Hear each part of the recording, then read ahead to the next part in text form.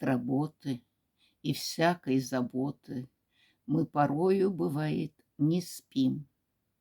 Мы себя загоняем в угол, мы тоскуем и даже молчим. Вот уж это совсем излишне. Если словом сказать нельзя, или очень проблема большая, или друга нет у тебя. Ну, а выход его я вижу. И тебе по секрету скажу. Ты попробуй, ты не обидься. Ты повой на луну. Я однажды такое делаю, и озвучить его не могу.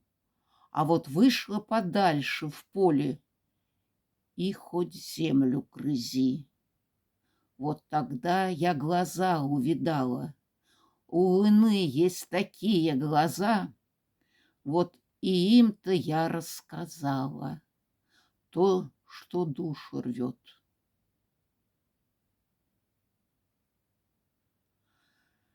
Да.